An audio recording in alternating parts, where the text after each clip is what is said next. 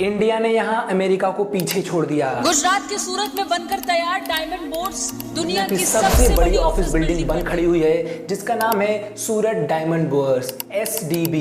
लेकिन SDB से पहले दुनिया की सबसे बड़ी ऑफिस बिल्डिंग थी अमेरिका की the pentagon, 6.6 million square feet floor space के साथ। लेकिन वहीं CNN की एक रिपोर्ट के अकॉर्डिंग सूरत डायमंड बोर्ड्स में 7.1 million square feet floor space है। लेकिन इस बिल्डिंग को सूरत में ही क्यों बनाया गया, इसे बनाने में कितने पैसे खर्च हुए, ये बिल्डिंग किस तरह और कितना फायदा देने वाली है, और इस बिल्डिंग का मालिक कौन है, चलिए जानते हैं। सूरत शहर अपने हीरो की चमक के लिए पूरी दुनिया की सबसे बड़ी ऑफिस की building in India has become the world's At largest. 7.1 million square feet, this is now the largest office building in the world.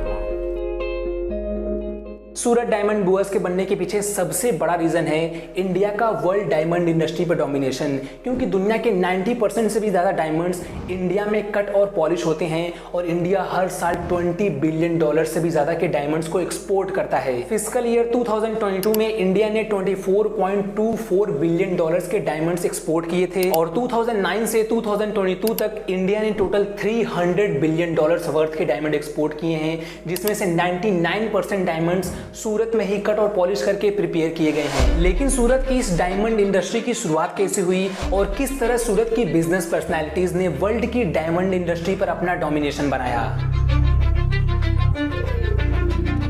सूरत की डायमंड इंडस्ट्री की शुरुआत हुई थी आज से 100 साल से भी पहले, जब पटीदार कम्युनिटी के दो भाइयों गंदा भाई कुबेर दास मवजीवन वाला और रंगील दास कुबेर दास मवजीवन वाला ने सूरत के वादी फालिया एरिया में डायमंड कटिंग और पॉलिशिंग का काम शुरू किया, जिसके बाद उन्हें इस इंडस्ट्री को लार्ज स्केल पर ले जाने में 50 साल लग गए। और वर्ल्ड वॉर 2 ने सूरत की डायमंड इंडस्ट्री के डेवलपमेंट को एक नई रफ्तार दी, क्योंकि श्री राम कृष्ण एक्सपोर्ट के फाउंडर और चेयरमैन गोविंद ढोलकिया बताते हैं कि 1940 से पहले डायमंड कटिंग और पॉलिशिंग का बिजनेस रंगून बर्मा में बहुत बड़े स्केल पर होता था, जिसे आज हम यंगून म्यांमार के नाम से जानते हैं। लेकिन वर्ल्ड वॉर 2 के दौरान म्यांमार में जापानीज इन्वेजन के बाद वहां के डायमंड कटिंग और पॉलिशिंग कारीगरों को शिफ्ट होना पड़ा वहां से, जिनमें से बहुत सारे कारीगर इंडिया से थे और पर्टिकुलरली सूरत गुजरात से थे, जो वापस अपने होम टाउन आ गए। और गोविंद ढोलकिया के अकॉर्डिंग म्यांमार में जापानीज इन्वेजन के बाद यंगून जाने वाला रफ डायमंड अब सूरत में आने लगा। सूरत में जरी इंडस्ट्री पटेल कम्युनिटी के लीडरशिप के अंदर पहले से ही बहुत ग्रो कर रही थी, और डायमंड इंडस्ट्री की ग्रोथ को देखते हुए पटेल कम्युनिटी डायमंड कटिंग और पॉलिशिंग के बिजनेस में भी इन्वॉल्व होने लगे। 1962 की इंडो चाइना वॉर के दौरान डायमंड्स की डिमांड इंडिया में बहुत कम हो गई, जिसके बाद सूरत के कारोबारियों ने इंटरनेशनल क्लाइंट्स की तरफ अपना झुकाव बढ़ाया, और मिड 60s में एक्सपोर्ट प्रमोशन काउंसिल बनाई गई, जिसके बाद इंडियन गवर्नमेंट ने रिप्लेनिशमेंट लाइसेंस पॉलिसी को इंट्रोड्यूस किया, जो इंडिया में हो रहे डायमंड से रिलेटेड काम के लिए एक गेम चेंजर साबित हुआ और सूरत की डायमंड इंडस्ट्री को इंटरनेशनली लार्ज स्केल पर जाने में मदद की। जिसके बाद इस इंडस्ट्री की ग्रोथ कभी रुकी नहीं, और इसी इंडस्ट्री के दिग्गज बिजनेसमैन ने मिलकर बनाया है सूरत डायमंड बोर्ड्स। लेकिन SDB को बनाया क्यों गया है? सूरत डायमंड बोर्ड्स के चेयरमैन वल्लभ भाई पटेल के अकॉर्डिंग SDB अप्रोचेबिलिटी को और आसान बना देगा, और इसकी वजह से सूरत के डायमंड एक्सपोर्ट से मैक्सिमम प्रॉफिट को अचीव कर पाएंगे। और SDB चेयरमैन ने बताया है कि सूरत डायमंड बोर्ड्स हर साल लगभग $27 बिलियन यानी 2 लाख करोड़ रुपए का टर्नओवर लाएगा। और इसी महीने 19 जुलाई को प्राइम मिनिस्टर नरेंद्र मोदी ने SDB के बारे में ट्वीट किया, जहां उन्होंने SDB को ट्रेड, इनोवेशन और कोलैबोरेशन का हब बताया, जो आगे चलकर हमारी इकोनॉमी को बूस्ट करेगा और नई जॉब अपॉर्चुनिटीज बनाएगा। और अगर हमारे प्राइम मिनिस्टर की ये सारी बातें सच हैं, तो आखिर ऐसा क्या है इस बिल्डिंग में?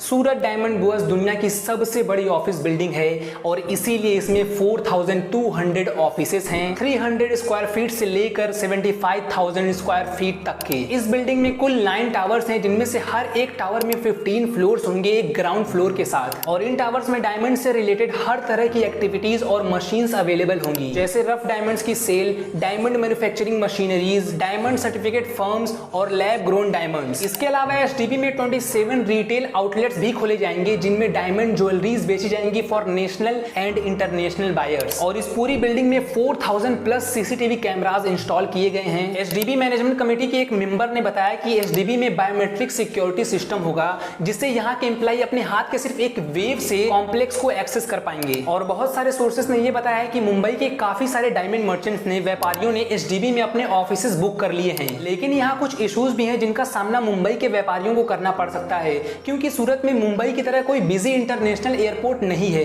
यहाँ सिर्फ एक इंटरनेशनल फ्लाइट है, सूरत टू शारजाह। पर इस प्रॉब्लम को सॉल्व भी किया जा सकता है आने वाले टाइम में डिमांड को देखते हुए। लेकिन सूरत के छोटे व्यापारियों और ट्रेडर्स जो मुंबई में अपने ऑफिसेस नहीं खोल सकते, उनको एसडीबी से फायदा जरूर होगा और वो सूरत में रहते हुए ही ऑल ओवर इंडिया और इंटरनेशनली भी ट्रेड कर पाएंगे। एसडीबी के जनरल कमेटी मेंबर दिनेश नवाडिया ने बताया है कि एसडीबी के सारे 4200 ऑफिसेस बिक चुके हैं, जिसके साथ एसडीबी 1 लाख से भी ज्यादा लोगों को डायरेक्ट एम्प्लॉयमेंट देगा। लेकिन एक सवाल अब भी रह जाता है कि इस बिल्डिंग का मालिक कौन है और कौन से लोग हैं इसकी गवर्निंग बॉडी में।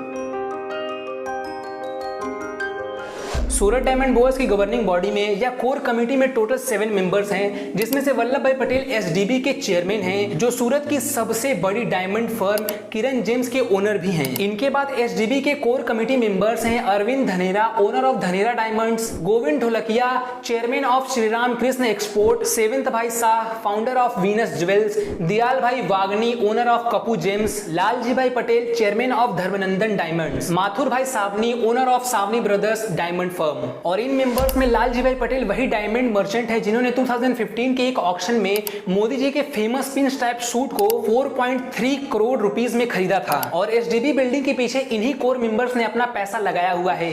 लेकिन इस बिल्डिंग को बनाने में कितने पैसे खर्च किए गए हैं? सोर्सेस की माने तो एसडीबी कमेटी ने स्टेट गवर्नमेंट से बिल्डिंग के लिए जमीन 627 करोड़ में खरीदी, जिसके बाद मोर्फोजेनेसिस नाम की एक इंडियन फर्म को एसडीबी को डिजाइन करने का कॉन्ट्रैक्ट मिला और एसडीबी का कंस्ट्रक्शन 2017 में शुरू हुआ और अगले 5 सालों में यह बिल्डिंग बनकर तैयार हो गई। एसडीबी को बनाने में टोटल 3200 करोड़ रुपए लगे। और अमेरिका की द पेंटागन बिल्डिंग को पीछे छोड़ दुनिया की सबसे बड़ी ऑफिस बिल्डिंग सूरत डायमंड बोर्स का इनॉग्रेशन 21 नवंबर को नरेंद्र मोदी करेंगे। जय हिंद।